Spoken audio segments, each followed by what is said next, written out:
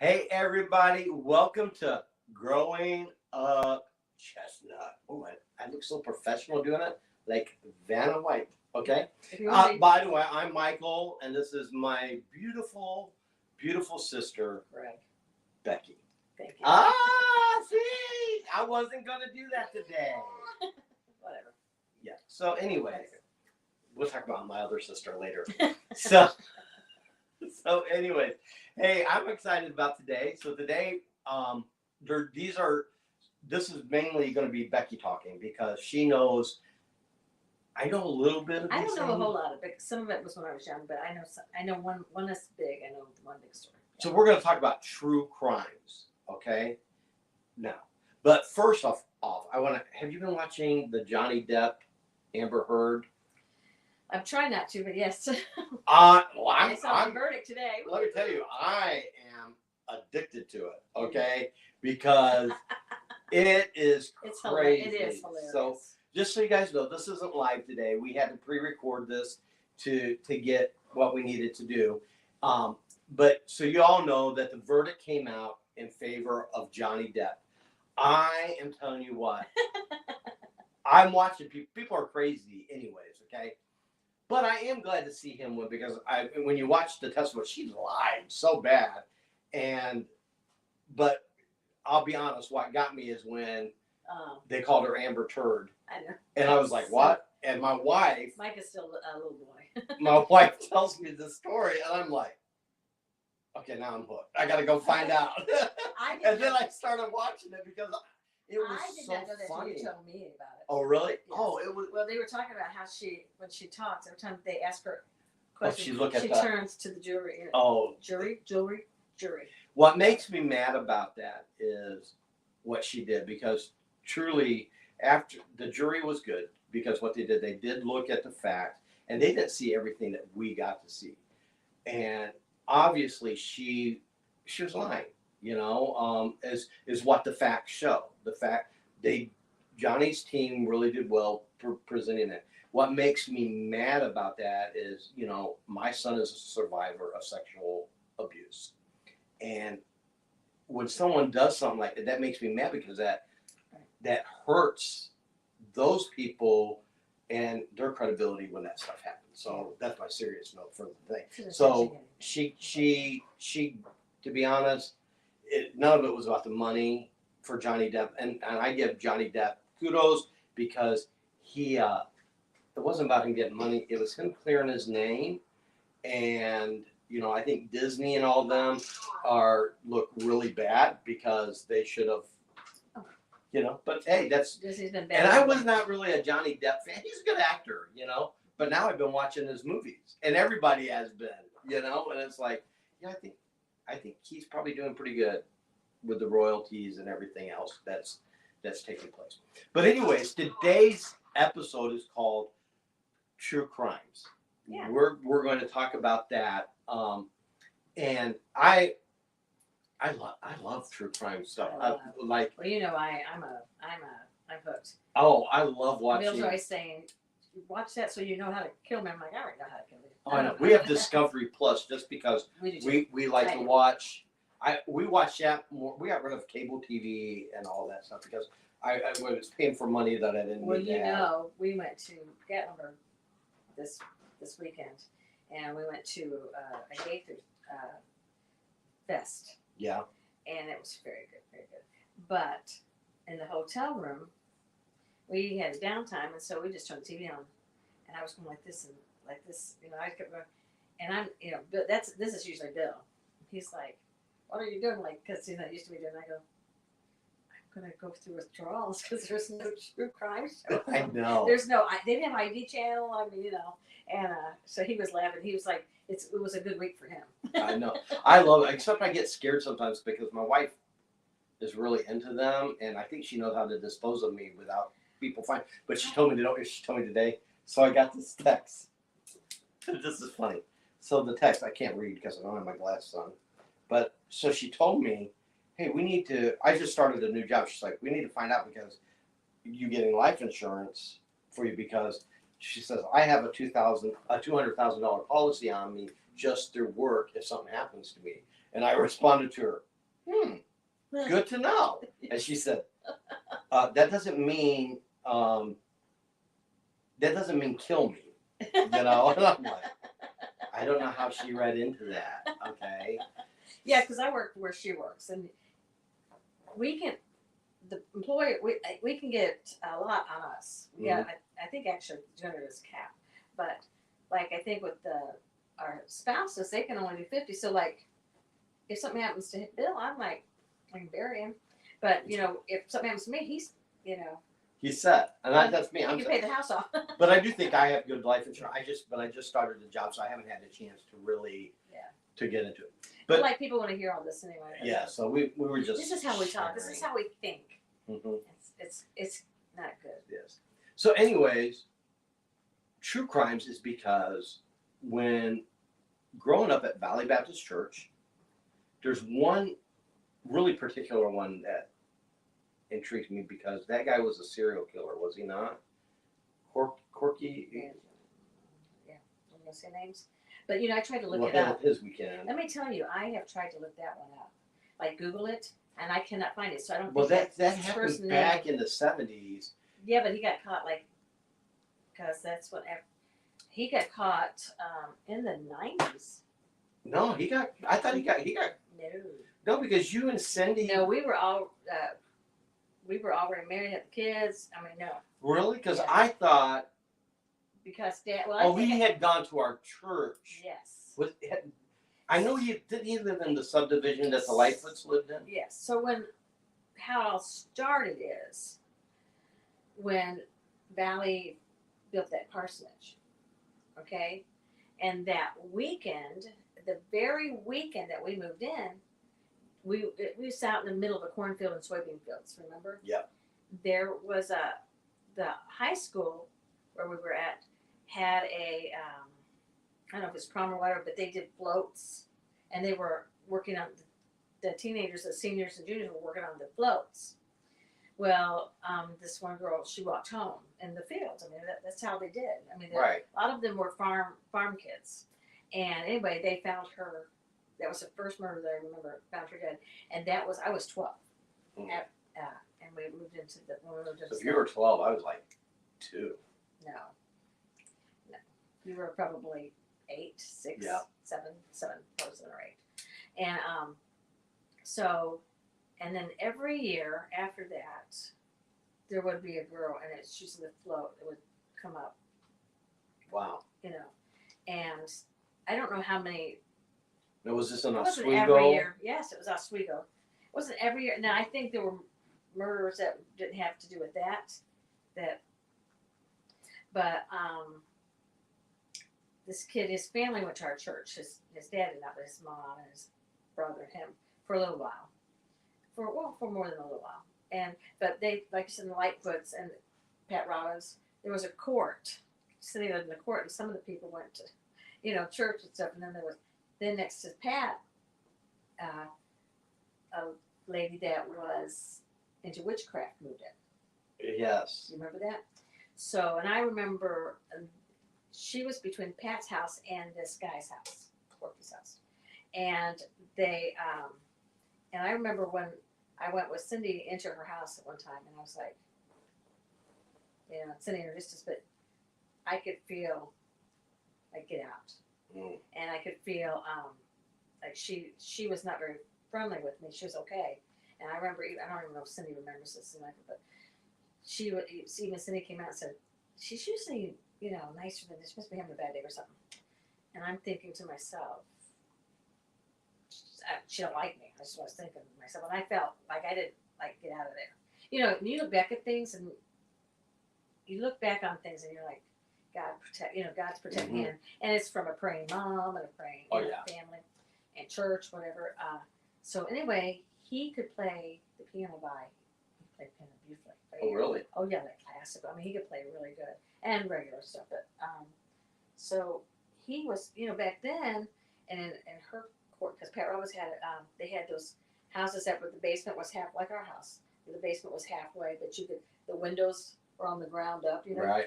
And I remember he was playing, and Cindy and I went over there and we sat down, and he was talking to us. It was weird because we couldn't see him. He had the lights out.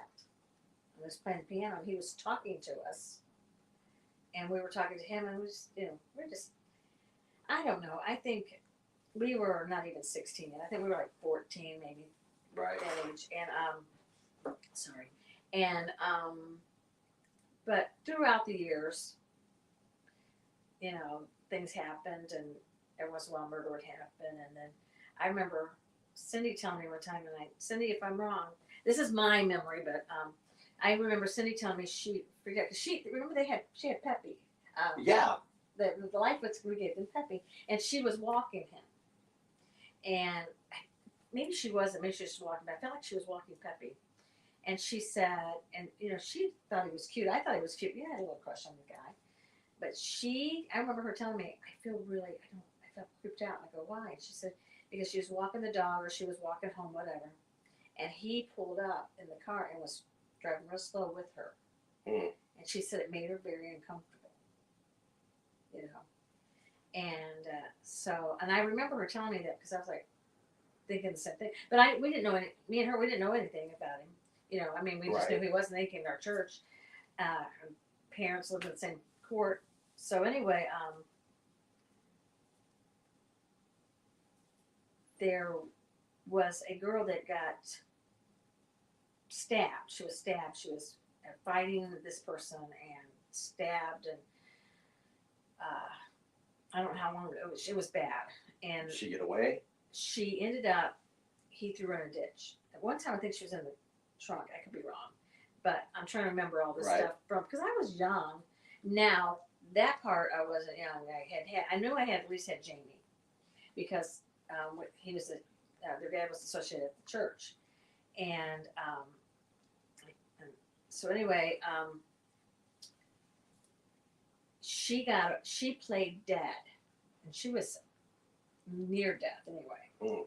And he had stabbed her so many times, and she played dead. And he finally went off, and she laid there, I think, for a little bit, but she ended up crawling, and there was a farmhouse she could see, and she crawled to the farmhouse. She knocked on the door. It's my memory. And the guy wouldn't let her in. She's all bloody. He's not sure what's going on, but he did call the police. Mm-hmm. Well, it ended up being, I'm pretty sure, a doctor's daughter, and she knew the murder really well, and it shocked her who it was. So anyway, and you remember So she knew him? Yeah, I think that's how she. So that's how he got caught. Yes, because he Wow. thought she was dead. Wow. Yes. And I remember they found some clothes. Remember, was it Foxy's or Fox something? It was an ice cream thing that we would go at downtown Oswego. Yeah.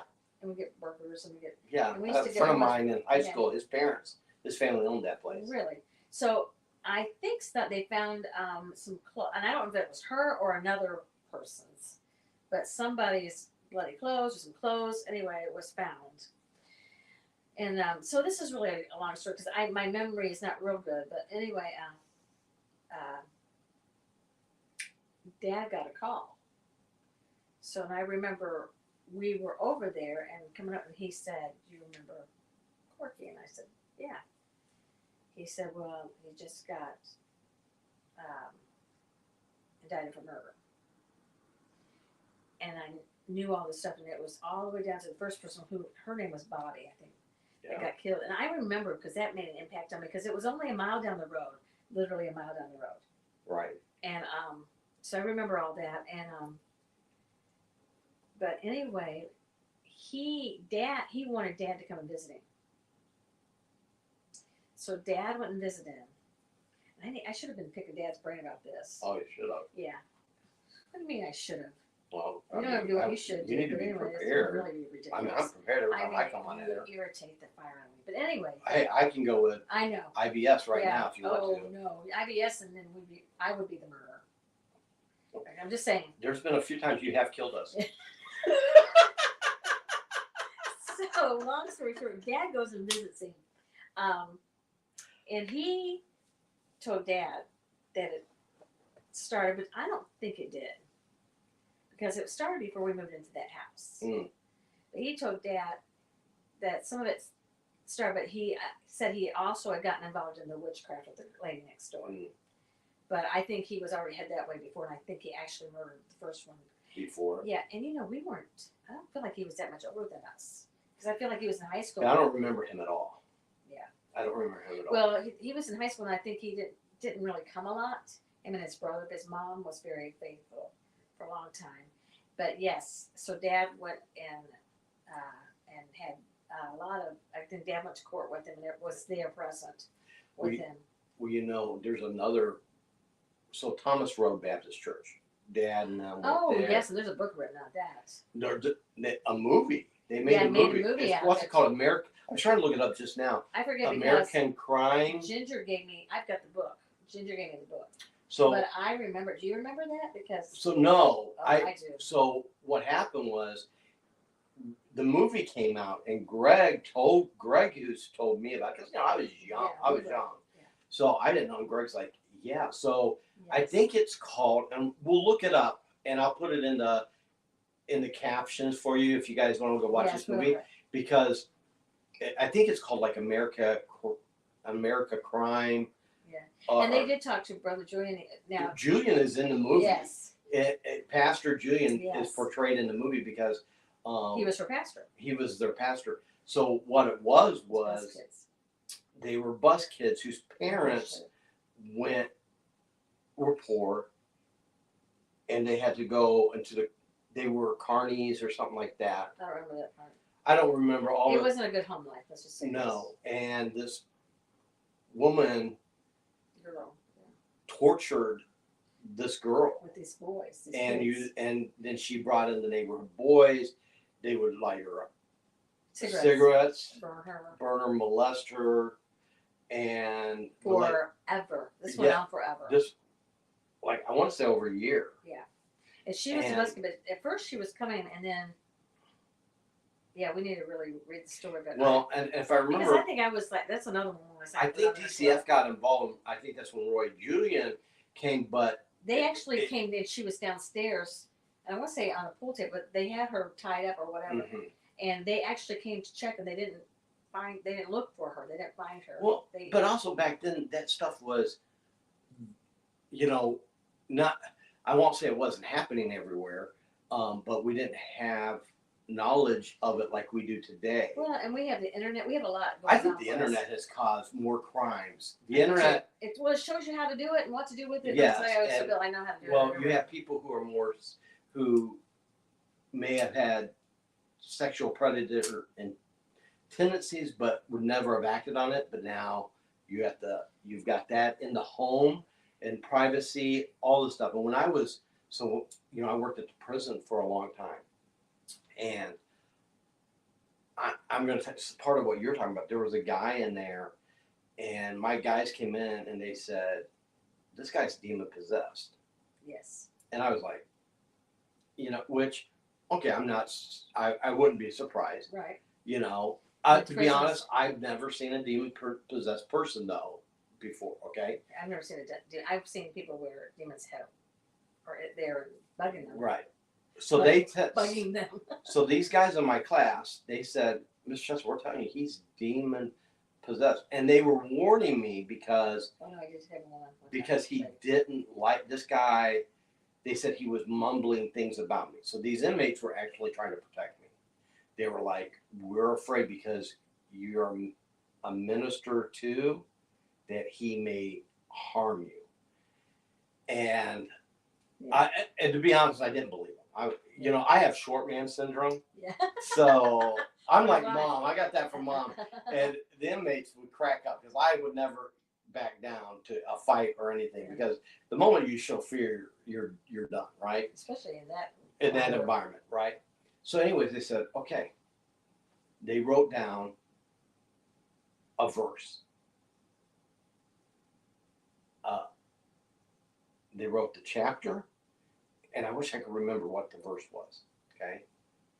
And they sat it. They said, while you're teaching watch, we're going to take this and put it on his desk. Okay.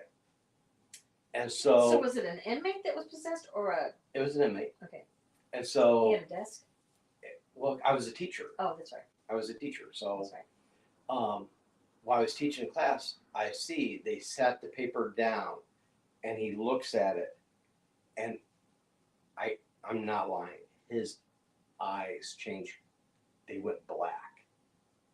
Went like it's like something you would see in a movie, Yes. and it's like he didn't stand up. It's like he levitated up. Yeah. I'm not saying he levitated, but it was just freaky, right? Right. I gotcha. And he screamed like I never heard anyone scream. Stripped off all his clothes, buck naked, and took off running. And Legions, you remember that verse? Oh, my gosh, that Bible and story. it took like 4 officers to get Wow. this guy down Wow. and everything. And so I was like, and I would have thought, to be honest, had I not seen his eyes turn black, I would have thought these inmates were just setting me up, Right. you know, just to play. But Or see him levitating. yeah, what I saw was different. And I remember, what was that guy's name? He was a missionary. Lauren Dawson, was that him? No, he was a tall guy, white hair, not Schaffner. It might have been Lauren Dawson. I don't know who it was. Tell him Mel Rudder. Mel Rudder, yes. Mel Rudder told us a story about how he went wherever he was a missionary at, and there was a witch doctor that got Yes. mad at them because they were leading people to Christ. In fact, the whole town was accepting Christ. Right. And the witch doctor got mad and came out, and he said he started to cast a spell on them, and they said he jumped in the air and was walking on the air, and so nothing was under him. And now you got to know who Mel Rudder is. Mel Rudder is probably one of the most. He's right up there with Lee Robertson. Yeah, he's a very prayer warrior, and He's such a God. godly man that he's one of those that God emulated from him, right? And I remember Dad asking him, "What did you do?" He said, "Our priority were to protect those people we led to the Lord and the ones who we were still leading, and they cast the demon out of this witch doctor and led him to the Lord." And I'm like, that was one of the craziest stories I ever heard. And I know you guys are listening to us today. Normally we tell super funny stories and stuff like this. No, I remember, because you said that I never saw the possessed person, but I lied. I just didn't remember. But we were at a church, and they had a lot of people come forward. We're doing revival, and they had a lot of people come forward. It's like a Sunday, and the pastor's wife came and got me and said, "This girl's demon possessed." And I was like, "You," I was just thinking, whatever. And when I got over there and was talking to her and stuff, and then I can't remember exactly how it worked. I said something to her, talked about Christ, and her voice changed. Okay, but they could fake it, Right. But I still didn't think anything of it. Like I mean, you should hear Amber's voice change when she gets mad at me. So anyway, but she said some things, and I'm like, that a normal person wouldn't say. Right. And foul language and foul. So, and she was a young girl, and I said, we need to take this outside. And I didn't mean like we need to take this outside. I mean, we need to get out of here where the people are here and stuff. So we got out, and then she looked me in the eye and said, "I don't like you." And then I realized I'm not talking to her. And it was kind of like the same thing, like the eyes. There's just something. And then the pastor's wife came out, and the pastor came out. They knew, and they came out to check me. But sometimes being naive is good sometimes. But then when I realized, I'm not talking. I'm not talking to. This is not. Yeah. And this is not fake. This is like. So we just started praying and stuff. But we didn't cast a demon out. She didn't get saved or anything. But I prayed for her a lot of times, and I think eventually, I know that she did eventually accept the Lord, but it was like a long time. And she wanted to get in touch with me because but that's the only time I ever dealt with it. And I remember with the kids and their dads were like, oh my, I just was face to face with a demon. You know, it's like I just whoops. Like, what are you doing, Michael? Becky is kicking our camera. Well, you know, it was a demon. I remember Mel Rudder. So one of the things, Mel Rudder had white hair, right? Mel Rudder said that's when he said that's when his hair went. It aged him. Yeah, that he said that battle. I didn't battle, but and all that stuff. But you know, it reminds me. So in the church, you know, you meet all sorts of people. Some people seem demon possessed, and they're not. And some, because like we had a guy who was schizophrenic. Yes. And so what happened was, so as now I'm going to tell you, I'm very clueless growing up compared to Becky and Greg, because to be honest, I was probably more narcissistic. I just really cared about me. That's the truth. And you were 5 years younger than me. Well, yeah, so I wasn't really into. But I don't remember a lot too. Like I remember some stories, but I don't remember them to totally sometimes right. Because I mean, you know, how old I am, sure, you know, and how young. I mean, that's a lot of years. Exactly. So, but Becky's room was right over top of Dad's office. And I remember one time, so there's this family that were having marital problems. Yes. And one of the... I think we told this story, but... No. And one of the people, her teacher said something to Becky. They were coming every night, like at 1 a.m. and 2. Yeah. Mom and Dad, nobody could sleep. And they were knocking on the door. And Becky was really tired. And she was like, so what? Because Becky's nosing was staying up. Exactly. Becky's listening in the vent. And she's like, so the teacher asked you, right. So what's wrong? You're like, oh, and us, we just pass things off. And she's like, well, it's just a lot of marriage. We're jokers. Right, we're jokers. So Becky was passing it off, said just lots of marital problems going on. Well, then they thought mom and dad were having marital issues, but it was because Becky's room was right over top of it. But well, they would sit in the kitchen sometimes, and my room was right there. Well, and also you're nosy. I'm nosy. And we all three of us have that part in us that we want to see. That's why I love my job now. Mm-hmm. I go to court. I told my boss, I said, I love my job because some of the drama at court, because you can't believe how people act at court. Or dress. Yes. Yeah. And I sit there and I love it because I'm so nosy. I stick around for the parts I don't have to because I'm like, I'm just so nosy. I love it as long as it's not my drama. You know? Yeah, absolutely. And makes you feel better. Yes, but I had a friend growing up, and people don't realize that as preachers' families, what all the stuff you would deal with, and I felt bad. I never understood the gravity of it when I was young. I feel bad because I felt like I wasn't a good friend to my friend because his dad was schizophrenic, and how they found this out, because this got to realize this is before schizophrenia was really out there and common. Well, when we were growing up and even before, you know, things like even women being pregnant, we didn't talk about she's pregnant, but you don't say that. You know, there was things that just kept. Yeah. You didn't speak. And out of respect for this family, I don't want to say his name, so we're going to call him John. Okay, let's say the guy's name was John. Okay. All right. How mom and dad knew when he would say Big John.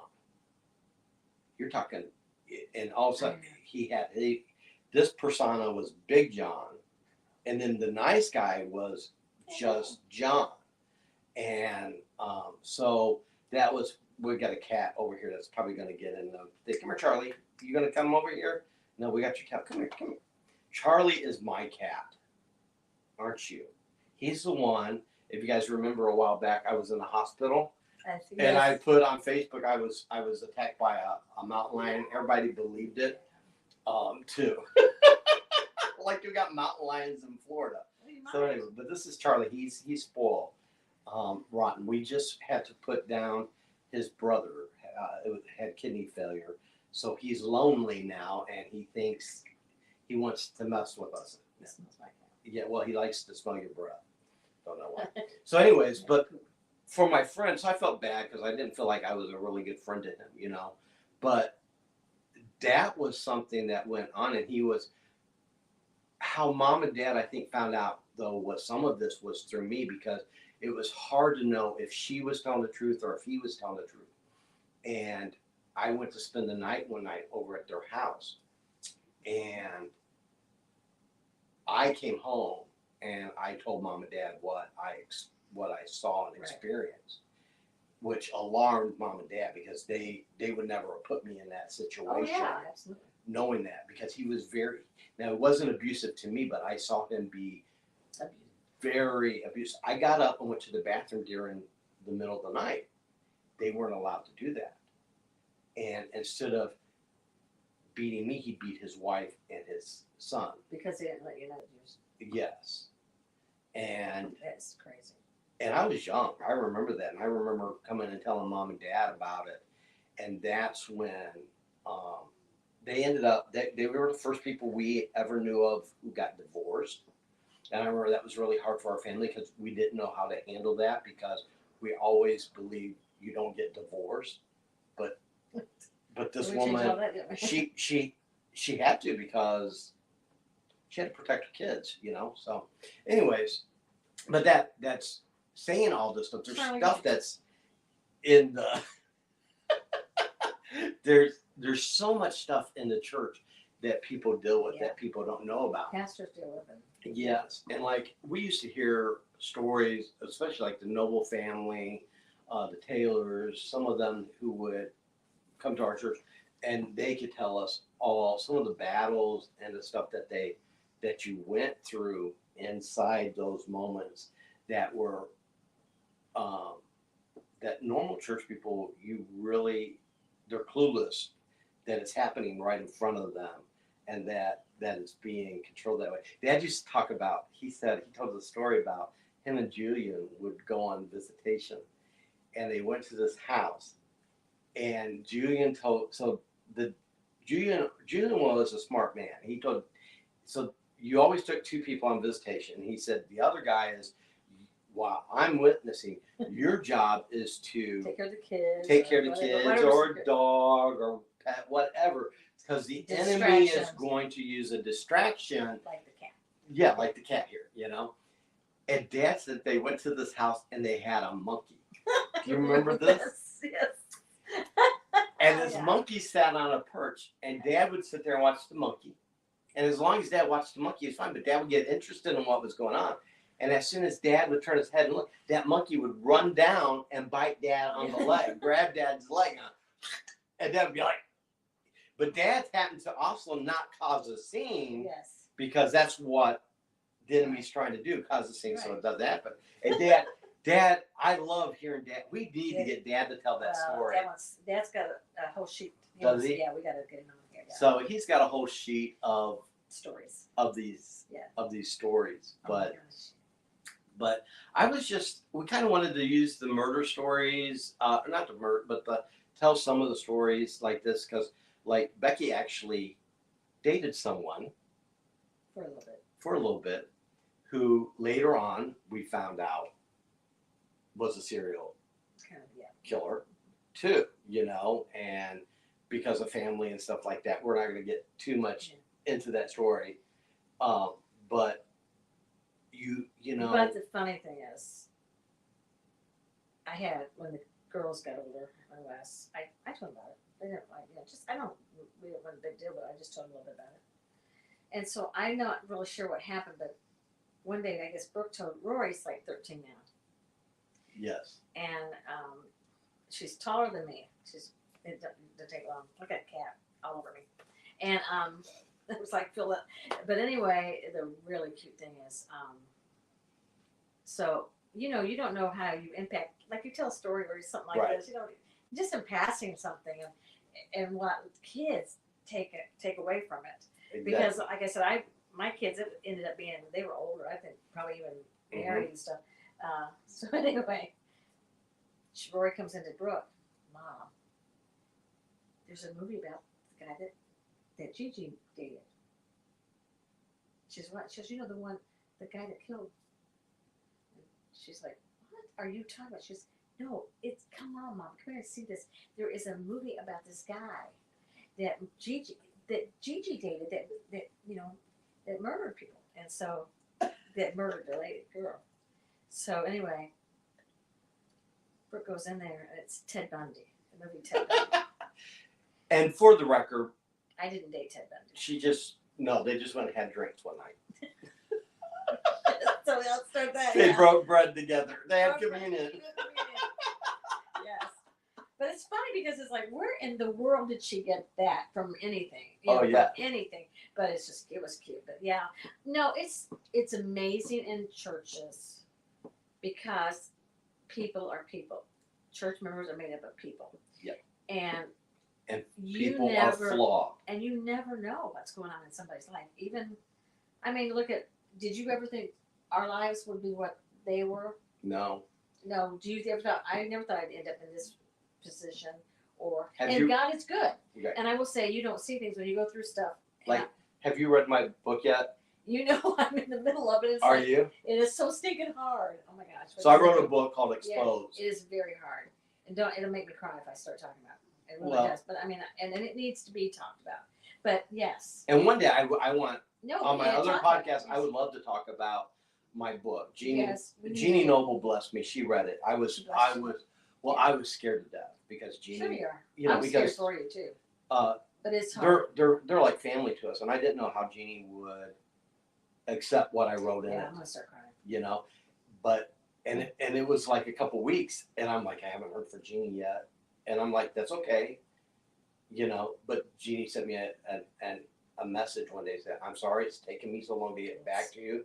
She said, It's hard. but there was so much to digest that, It is so raw. It's a very raw book. and it was therapeutic for me. But there's a lot of humor in our family, but a lot of that humor covers up a lot of pain and a lot of Yeah. hurt. We And- laugh things off, Yeah, and and that's a lot to laugh off. In life. yeah, and there's a lot of things I revealed in my book that my sister did not know because we didn't know how to talk about it. And Well, we didn't. Dad got upset when I told Jamie, oh yeah, when I had Brooke, and he said, Jamie, come here and tell what happened today. And he said, tell what happened with Mom. And she said, a baby popped out of her stomach. Dad horrified Dad. He just wanted to tell Dad I got a baby sister. You know, it horrified him because but yeah, you didn't, yeah. And I never had a clue about you. Never. I mean, I did not have a clue. and that's the whole thing though. But it is a hard book to Think for about- me being the sister. I found out, so for my life I thought I was flawed. What I found out is that after I wrote this, so many other people It's amazing. have almost identical stories to me, It's scary.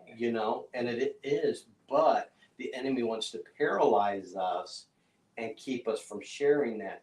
And the Or enemy, serving God, or moving on. You know what I mean? and what I put in the book, I'm not proud.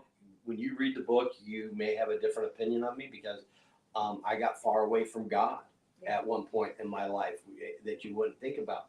But what I love is who God is. And so we were in church with flawed people, and people said Everyone's flawed. Ted Bundy accepted Christ as a savior. And some people, I heard people say, Yes. that was, Well, I heard Jeffrey Dahmer, and I even saw his interview, and and I Now- can't judge. Yeah. I don't know. Are these men? What line do you cross and all this stuff? There's only one line. It's the unpardonable sin is to deny Christ. And I don't want to get into that debate. But part of us sharing some of this stuff with you guys too is to have grace on people too, because one is there are family member. First off, I know of a couple people in our church who had family members who were murdered and nobody in the church knew about it, and people, we say that we get hurt mostly by other Christians. The enemy uses, not purposely, sometimes purposely, because sometimes people are jerks. Just because they're Christian doesn't make them not a jerk. Right. Okay? But, I think but the enemy does use if he wants to hurt me, he's going to use other Christians to hurt me the most. And that's what happened in my story. It was other Christians, and it paralyzed me, and I felt unredeemable. Yeah. Unredeemable. I know what you're saying. You know, I didn't go through what you went through, and but I didn't. I understand. we're sharing some of these stories Yeah, I because can't use you anymore. You're done. yeah, You're because and we're sharing these crime stories because these are outrageous. These are stuff that we were like, wow, we didn't know this stuff. But also though, you think about the people in our church who things have happened to that nobody knows about. And I can't share the emails with you and stuff. Because people have entrusted me with their For story, sure, absolutely. and I want to honor that. But I have gotten so many emails from people who have read my book and have shared their story. And now I'm so honored when somebody, because it's not, God called me to write my book. God's not calling everybody to write their book and tell their story. Not everybody's story has to be heard. But what you have to do is you have to own your story, because if you don't own your story, the enemy will Right. own you. But I think also you turn it around, and then I feel like you have to use the tools God gave you and what you know. And sometimes, why did God put me through this? Why? And if God didn't, I'll put you through it. You know what I'm saying? But why did this happen? But you have to realize that you have to take it and use it for God. Yep. And there's people out there that you would just be shocked that went through the same thing I did in ministry, whatever, and you felt alone. I felt ashamed, felt alone and hidden. I want to, broken. Right. But, and so trying to get, I would love to one day us talk about your book. I have to finish it. Bill gets mad at me because I'm reading it, and I'll just be tearing up, and I'll sit it down. And he goes, "Why are you reading that? It's making you cry." And I was like, this just cracks me up. But it's rough. It's tough to know that you went through it, and like it's amazing how you can be in the same family and be oblivious to stuff and be different people. I mean, Mike and I and Greg are all alike, but we're not. Yep. I mean, we are all alike. Yeah. But we're not. It's just so funny. We are not alike. And you know what I find fun? I am a different person now than who I once was. Yeah, you're not as loud as you were. You still are. You still, like you said, you're filtering. I am starting to filter because because I felt like if you knew me, you wouldn't like me. So I went overboard to be that center of attention, so that you laughed at yourself before people laughed at you. And exactly. I'm that person. And it's funny because you, Jamie, Amber, a couple family members have been like, "Are you okay? You don't?" Because I'm not. I even got you alone and said, "What's going on?" Right, because you're worried about me. Yeah. But I have gone through so much writing my book. I've gone through some great counseling, and I'm now secure in who God has made me to be. And that some people are worried about you. You. I'm not living for everybody. You know what? It hurts me. There are some people who cannot forgive me, but I'm not responsible for that. My heart is asking for, and I will ask them to forgive me 1,000 times a day if that would make it better. But I am only responsible for for what I'm doing now and what God wants me to do. And so I never understood not forgiving people. I mean, that's just the way we were raised. But there's some people I hurt badly. I've done the same thing, and I know what you're saying. I have things that, and some things, not even with the kids, and Wes and Jamie and Brooke will tell you, I'll apologize to things. I'm like, Mom, we understand, we know, it's forgiving yourself, but I mean, I know that sounds, but using it and going on with your life, it's really, to me, important that you use what you've experienced. Yeah. You show people, because I was not proud of myself in a lot of ways, but taking that experience and leaving, exactly. Letting, just, well, and also, anything can happen to anybody. Yep. Because I was on the naive side. Yep. Of life. And I'm kind of glad we're having this. We normally tell super funny stories in here, but growing up Chestnut is also you got the good, the bad, and the ugly. and the ugly with it, you know. And once you do finish that, I would love to sit Do you know how down. long I've been trying to read this? Mm-mm. The book's about this big. It's been a what? Like a it's been a long 3 months. Yeah. Yep. 3 And it's months. funny. And I'm probably You should see some of the reviews on Amazon. I've been shocked at it, and I've been blessed by it because um, there are people I don't even know. There's one person said I don't even know this man, but reading his book, it has some grammatical errors in there, which That's you know you. that's me. That's my If you're an editor and you would like to help me, great, I can change it. But she said it doesn't.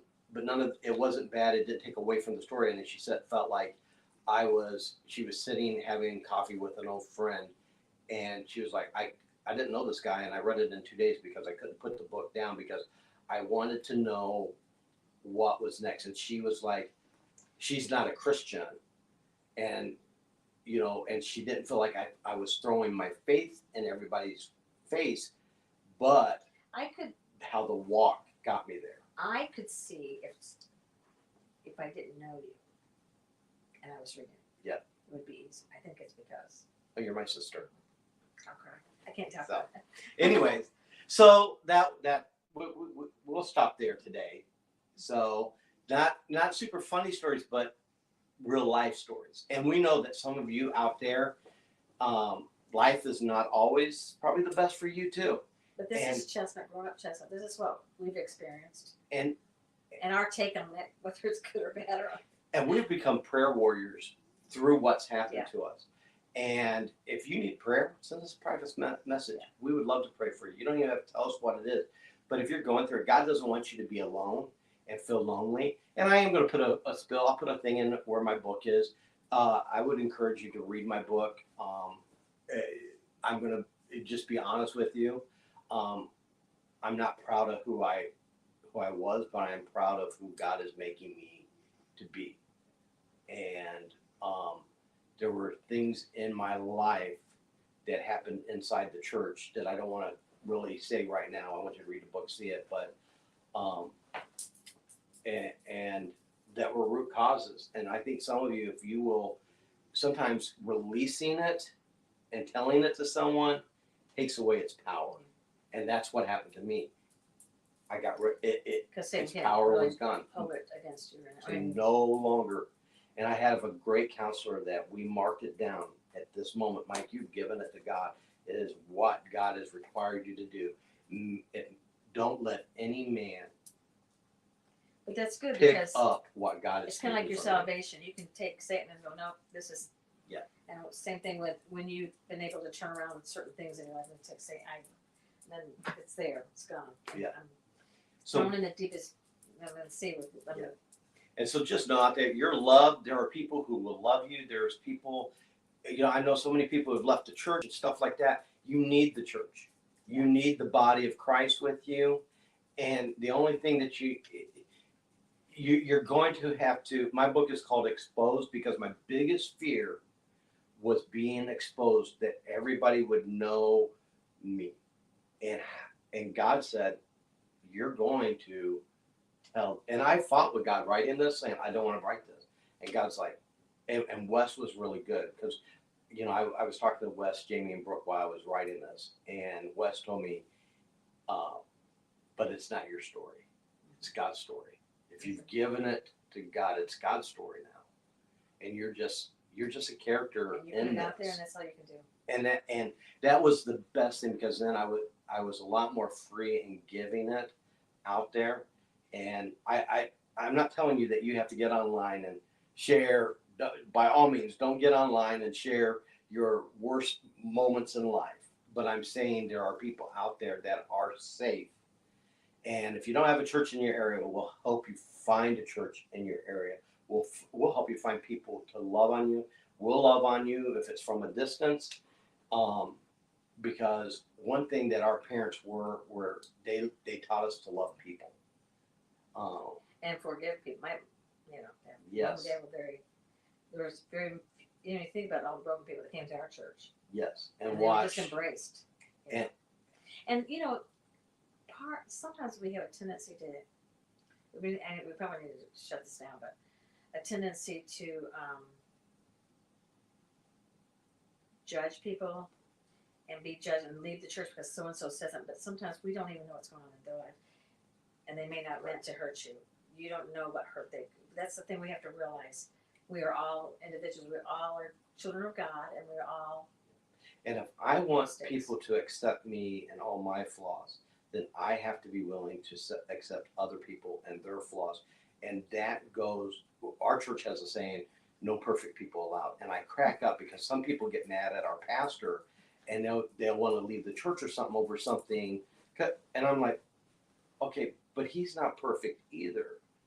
And we have to extend the same grace because I know his heart, you know? And if it wasn't for Tim Payne, who is my pastor, who did not give up on me when Ron Weber kept sending him to me, I wouldn't be able to sit here today, you know? So anyways, that's our let's close there today. We're praying for you guys. This is It was deep. It is a deep thing today. And we're usually not like that with this. But we want you to know, you know what, you don't have to be perfect. God doesn't allow us to be, he doesn't require us to be perfect. And the best thing that we can do in life is be there for one another, you know? And don't let it fester to where your life becomes a true crime story. As you read my book, I encourage you, just read the first chapter. And I'll give you this part. I never in a million years thought the FBI would be knocking on my door after me. And that's what happened. But God used that to change me. Get your attention. And to heal me. To heal me. That's the biggest part of that. It is. You know? So I'm thankful for that. So we love you. And until next time, hey, like us on Facebook, like us on YouTube, and we'll talk to you guys later. And we're praying for you. If you got prayer requests, please send them to us. Bye, everybody. Bye.